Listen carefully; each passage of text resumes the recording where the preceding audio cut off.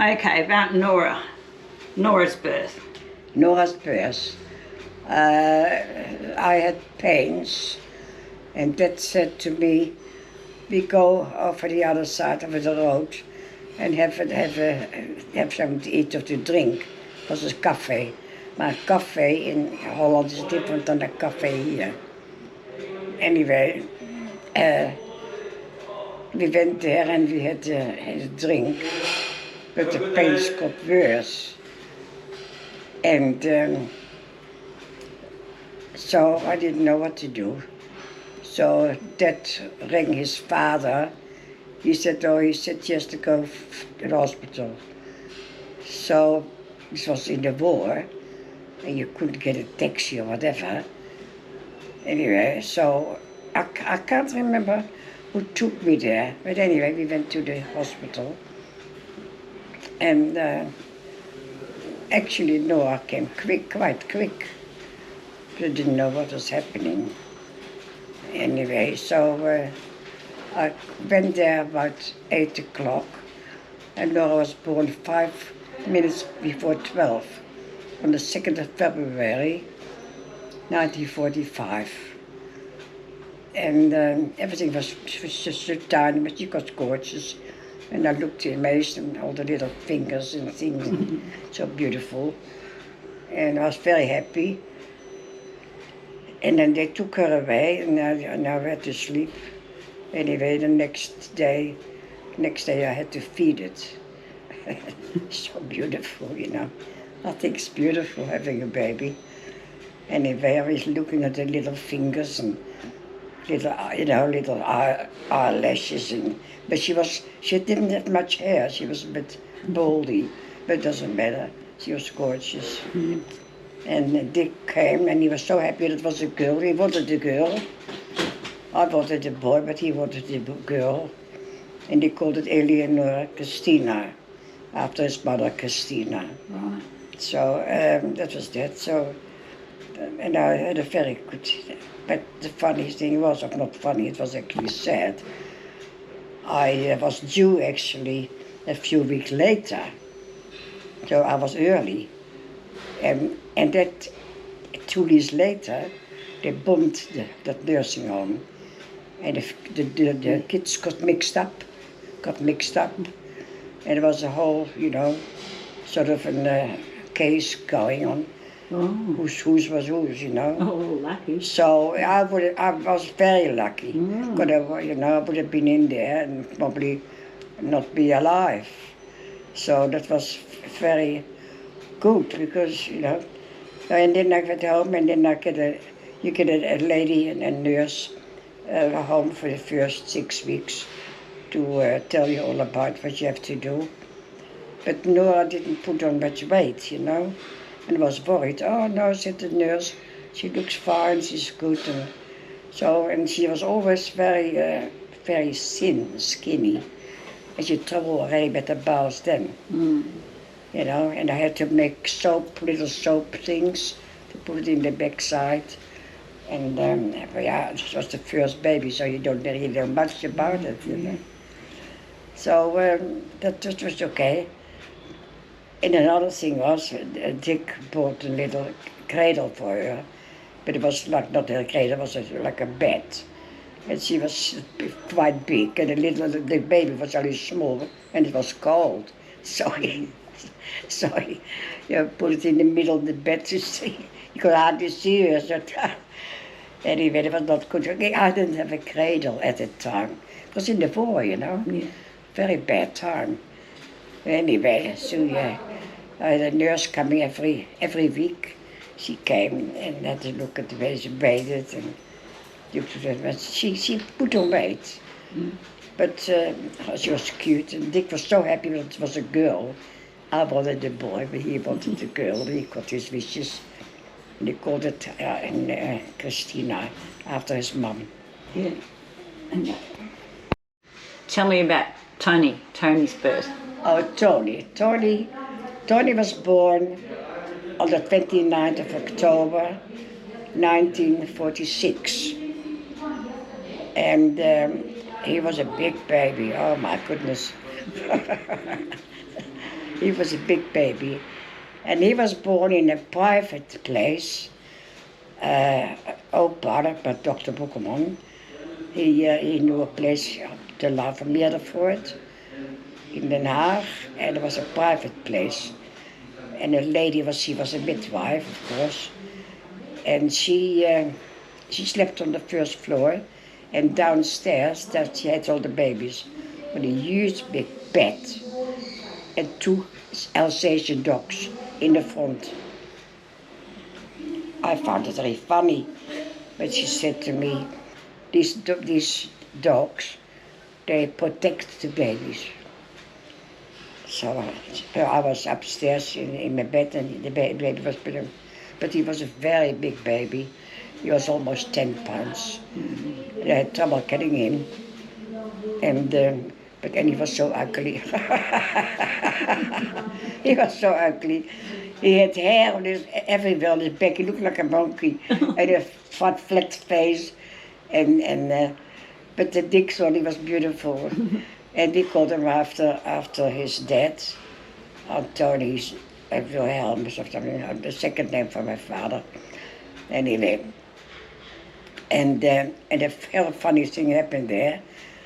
Dick had a bike, it was just after the war, it was 46, that's right. Tony was born on 29/46. And when he came out to visiting me, the bike was stolen. Anyway, so he had to walk home. It was not that far. But the funny part was, one of his friends came the day after. He said, Rosie, I've got a bike for sale. And it was his bike.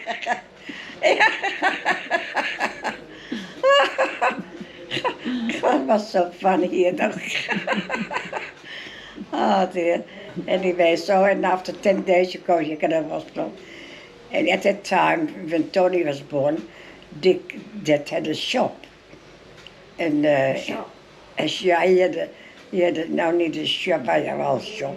Yeah, it was a I don't know what it was actually. One other thing. I sat in the back and he sat in the front in the shop. And it was an expeditiebedrijf. I don't know, I still don't know what it was really. Because he did his thing and I had my thing. So I lived in the back house and he was in the front in the shop. So I didn't have anything to do with it. I never had actually with big business. It would have been better probably if I had, because I was better with the money. But anyway, that was that. Yeah, and Tony was gorgeous, And Nora, she, when I was bathing him, she saw that he had a different gender, She had, what's this, Mum? I said, oh, that's okay, he's a boy. That's why you can see that he's a boy. And she called it a staartpom, because her thing, she called it a pom. I don't know what you call it. And it was a staartpom. A staart is a tail. And well, that was it. She never asked after that anymore. But sometimes he did a wie en dan ging er ergens eruit omhoog. Ik zei, that's what staartpom does. Go up, yours go down. Okay. Oh, that was funny. Tell me about Eddie. No, Eddie was born about 4 years. Eddie was born in 50, 4 years later. And he was gorgeous too. He was like Nora, very much like Nora. But the kids, the two elder kids, they went to primary school, kindergarten, or whatever you call it. And they both had a cold. So when Eddie was born, I had to separate them, but it didn't much help it. Because he got a cold as well. He was only a baby. He always had big lungs, I think. I'm not sure, but I think. Anyway, but he was gorgeous. And then he was born on a Saturday night, and we used to play cards with Dad's cousin and his girlfriend. Girlfriend. Anyway, and so we, instead of playing cards, we were sort of, looking at Eddie. He was gorgeous though. And very much like Noah. So, but he was always sick already when he was a baby. With lung trouble. I had to put steam, yeah. Yeah. Anyway, Where was he born? where? Yeah. Hospital? I know at home. Mariella and Eddie are born at home. Yeah, that's right. And Nora's born in a nursing home, in proper dingen. And Tony is born in a private place. Anyway, both at home, in the same house, in the same bed, and the same. And everything went good because you had help, You get a lady to come every day to check up and dingen. Hello. Yeah. Tell me about Mariella when she was born. Mariella is also born in Loosduinen. She's born on the 2nd of June 1952. She was a gorgeous little baby and so strong that she was, if she was 2 days old, she was pushing herself right up with her head up, Every time I had to pull her down and she up again. It's very strong. Anyway, she was gorgeous. They're all gorgeous kids, beautiful kids.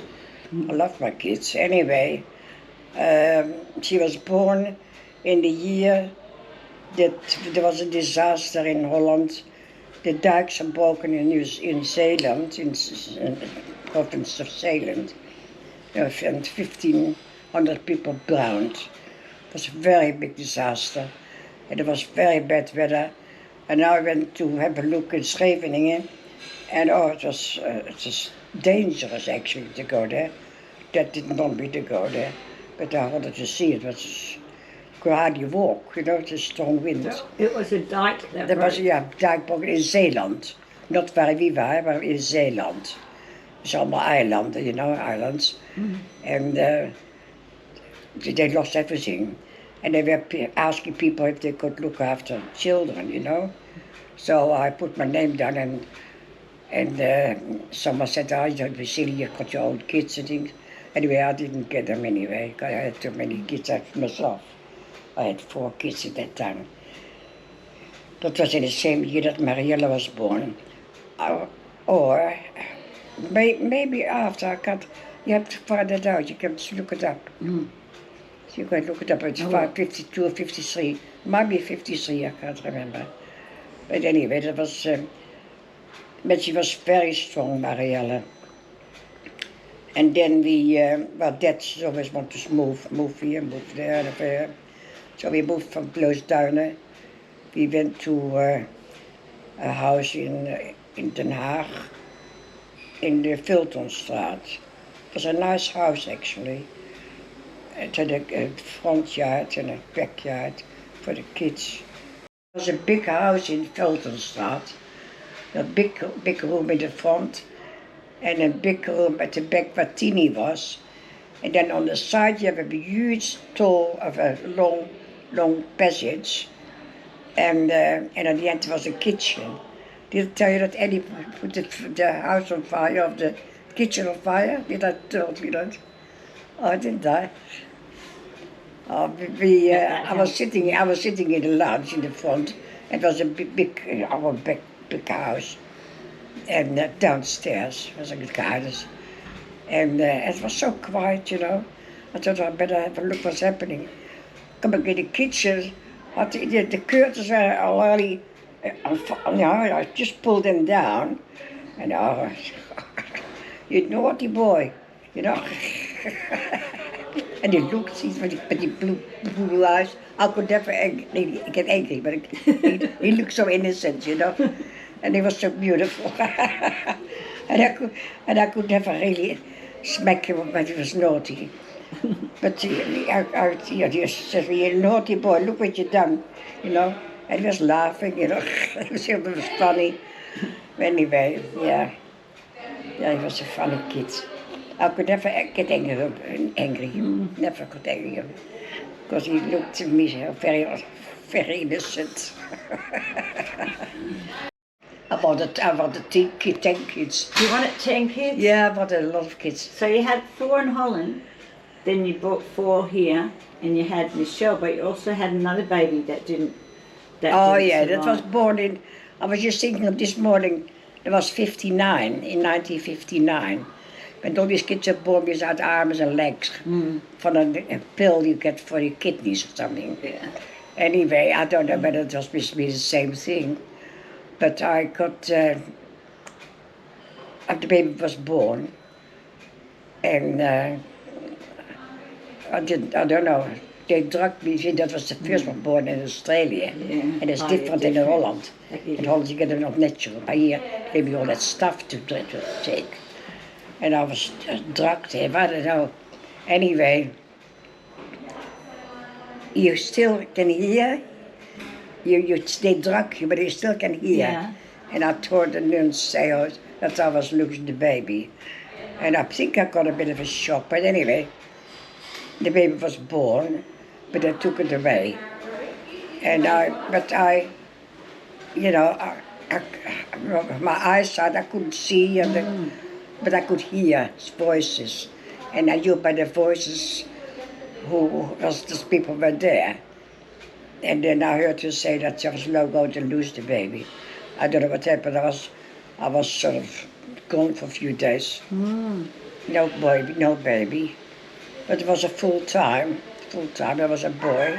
And then Dad told me that it was he had something, the brain, sort of something with the brain was missing or something. And and the nuns, they was with the nuns in Mount Lawley. And she said to me, "You're a very blessed person." I couldn't work it out. She said, later on she told me, because you would have trouble with the baby all your life. Would never be an okay child. So I was blessed then eigenlijk. So that the baby is in the gardens of St. Anne's. In the gardens of St. Anne's? Yeah. And they called it after Pope John. Pope John was on at that time. Right. That was in 1959. Yeah. So, and then later on, when I was practicing for Michelle, they told me it could happen again. I said, "No, it won't happen again if you give all that stuff for me. Just don't give me anything, just let your birth." And that's what they did. So Michelle is born on the 1st of October, 19... I can't remember now. Michelle is born... Early 60s, 1960. Michelle is born in, are you thinking? 61. 60. Yeah, I was very happy with my kids, and they're good kids.